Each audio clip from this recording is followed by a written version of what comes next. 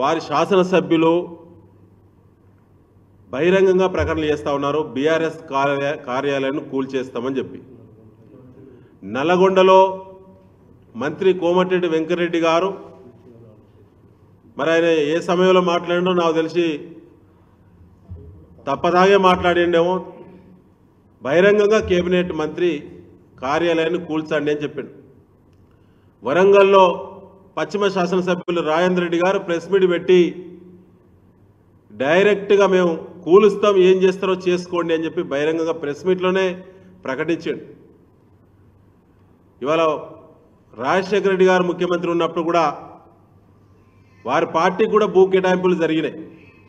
వారికి ఏ జీవో ద్వారా అయితే భూ కేటాయింపులు జరిగినాయో ఆ జీవోను అనుసరించే బీఆర్ఎస్ పార్టీ జిల్లా కార్యాలయాలను నిర్మించుకునే తప్ప మరొకటి కాదనేది కాంగ్రెస్ పార్టీ ఆలోచన చేయాలి. ఇక వాళ్ళు గట్ల మాట్లాడుకుంటూ పోతుంటే బీఆర్ఎస్ కార్యకర్తలు ఊరుకోరు. ఇలా 60 లక్షల సభ్యత ఉన్నటువంటి బీఆర్ఎస్ పార్టీ భవనాలను కూలుస్తామని చెప్పి అనుకుంటే వాళ్ళ అవివేకమే. గాంధీ భవన్ చరిత్ర తెలిసిన వాళ్ళు కూడా ఉన్నారు. గాంధీ భవన్ కూడా మీరు ఏ విధంగా వాడుకుంటున్నారో దానికి సంబంధించినటువంటి లొసుగులేందో కూడా మాట్లాడాల్సి వస్తుంది.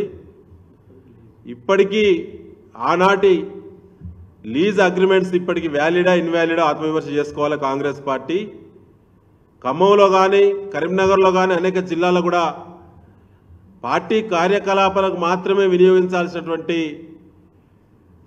కాంగ్రెస్ పార్టీ కార్యాలయాలను కమర్షియల్ కాంప్లెక్స్లు కట్టుకొని లక్షల రూపాయలు ఆర్జిస్తూ ఉన్నారు. కళ్యాణ మండపాలు, ఏసీ కళ్యాణ మండపాలు కట్టి లక్షల రూపాయలు వసూలు చేస్తూ ఉన్నారు. అది ఒకసారి రివ్యూ చేసుకోవాలి కాంగ్రెస్ పార్టీ.